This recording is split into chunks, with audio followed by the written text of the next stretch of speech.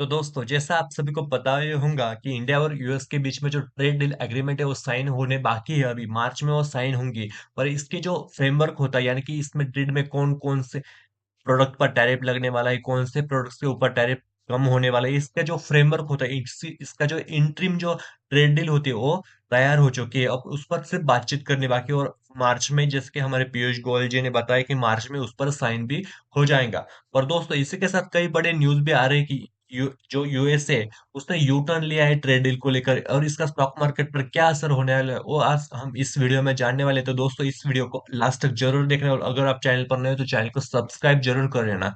तो दोस्तों, आप देख सकते हैं ट्रम्प ने एक लेटेस्ट ट्वीट आया कि US president Trump hail trade deal with India as a historic, यानी कि जो ट्रम्प है वो कह रहे हैं कि इंडिया के साथ हमारी जो ट्रेड डील हुई है वो हिस्टोरिक ट्रेड डील है। इसी के साथ आप देख सकते हैं यूएस ने कई सारे कंट्रीज के साथ भी ट्रेड डील करी है, जैसे कि जापान के साथ की है, कोरिया के साथ की है, अब इंडिया के साथ की है। तो ये जो इंडिया के साथ ट्रेड डील हुई है, डोनाल्ड ट्रम्प कह रहे हैं कि ये हमारी हिस्टोरिक ट्रेड डील है, यानी कि हमने कई सारे चीजों के ऊपर बात की है और कई समझौते हुए दोनों देश के बीच में, और इनका अच्छे से वो अब बढ़ने वाला है, इनकी दोनों कंट्री के बीच के फ्रेंडशिप। तो दोस्तों, इसी के साथ जो अमेरिका के जो डोनाल्ड ट्रम्प है वो इन्होंने दो पॉइंट्स के ऊपर ज्यादा फोकस किया है। पहला जो पॉइंट्स है वो एग्रीकल्चर सेक्टर के ऊपर उन्होंने बोला कि जैसे कि सोयाबीन्स हो गए, सोयाबीन ऑयल जो होता है वो, और कई सारे जो प्रोसेस फ्रूट्स होते हैं वो जो अमेरिकन फार्मर्स है वो इजिली इंडिया के अंदर बेच सकते हैं। और दूसरा जो है वो कोल, आपको पता होगा अमेरिका के अंदर सबसे अच्छा क्वालिटी का कोल मिलता है। अब वो अमेरिका कई बड़ी मात्रा में वो इंडिया में एक्सपोर्ट करेंगे, और इंडिया इंडिया उसे इंपोर्ट करेंगे कोल को। और ट्रम्प ने ये भी कहा है कि इंडिया ने कमिटमेंट किया है और इंटेंड किया है कि $500 बिलियन के गुड्स एंड प्रोडक्ट्स होते हैं वो इंडिया अमेरिका से खरीदेगा। ये ट्रम्प ने लगातार कहा है कि 500 बिलियन तक इंडिया एक्सपोर्ट करेगा, इंपोर्ट करेगा अमेरिकन प्रोडक्ट्स और गुड्स। इसमें कई ज्यादा मात्रा आप ही देख सकते हैं क्रूड ऑयल और कोल की ही होने वाली है।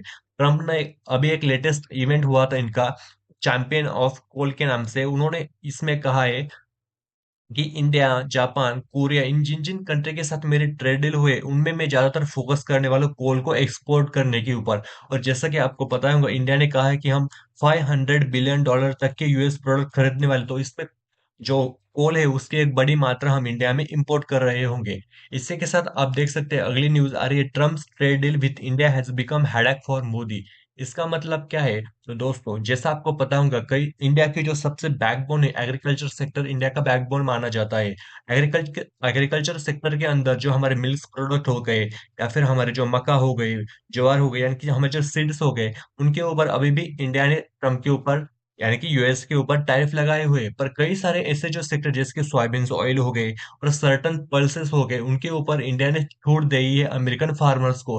तो इसके वजह से क्या होगा, जो कई सारे फार्मर्स होंगे अमेरिका के, अब वो क्या करेंगे, बड़ी मात्रा में अपने यहाँ की जो प्रोसेस फूड्स होते हैं या फिर सर्टन पल्सेस सीड्स होते हैं वो इंडिया में एक्सपोर्ट करेंगे, और इंडियन जो फार्मर है उनके लिए कंपटीशन बढ़ने वाला है। इसकी वजह से आप देख सकते होंगे दिल्ली के आसपास, हरियाणा के आसपास जितने सारे बड़े बड़े फार्मर है वो मोदी और जो बीजेपी है उसके खिलाफ भी बड़ी मात्रा में प्रोटेस्ट कर रहे हैं। इसी के साथ आपको पता होगा, जैसे हमने हमारे ऊपर 18% तक का टैरिफ लगाया हुआ है अमेरिका ने। इसी के साथ साथ पाकिस्तान के ऊपर, जैसे कि वियतनाम हो गए या फिर इंडोनेशिया हो गए, ये सब हमारे कॉम्पिटिटर कंट्री, इसके ऊपर हमारे इन कंट्री के ऊपर हमसे ज्यादा 1 या 2% ज्यादा टैरिफ लगाए, और इसलिए इंडिया को एज मिलती है यहाँ पर कि इंडिया अच्छे से अपना जो माल है कम प्राइस में अमेरिका में बेच सकता है।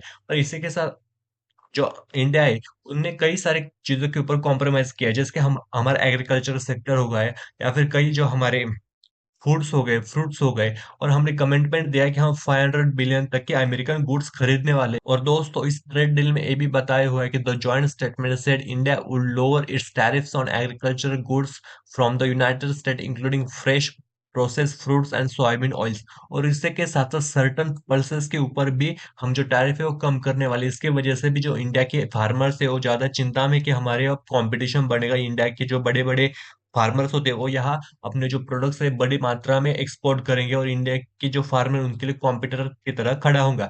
इसी के साथ साथ जो अमेरिका अमेरिका है उनने बांग्लादेश के ऊपर जो टैरिफ लगाए हुए थे क्लोथिंग टेक्सटाइल इंडस्ट्री पे, वो कम कर दिए। ये एक इंडिया के लिए बड़ा सेटबैक है, क्योंकि इंडिया के टेक्सटाइल सेक्टर पर भी बड़े सारे अमेरिका ने टैरिफ लगाए थे, वो तो कम किए, पर साथ ही साथ ही बांग्लादेश पर भी टैरिफ लगाए थे, वो भी कम किए। इसलिए इंडिया की जो टेक्सटाइल इंडस्ट्री है उसको अब कॉम्पीट करना होगा बांग्लादेश से भी। इसके वजह से भी मोदी जी को यानी कि बीजेपी और गवर्नमेंट को क्रिटिसाइज किया जा रहा है कि बांग्लादेश को तो अच्छी ट्रेड डील मिली, उनको तो टेक्सटाइल पे अच्छा खासा प्रॉफिट मिलेगा यूएस मार्केट में सेल करके। तो इसी वजह से भी जैसे हमारे कॉम्पिटिटर कंट्री चाइना हो गई, वियतनाम हो गई, इनसे हमें एक एज मिल रहा था टेक्सटाइल में, वो भी अब खत्म हो जाएगा।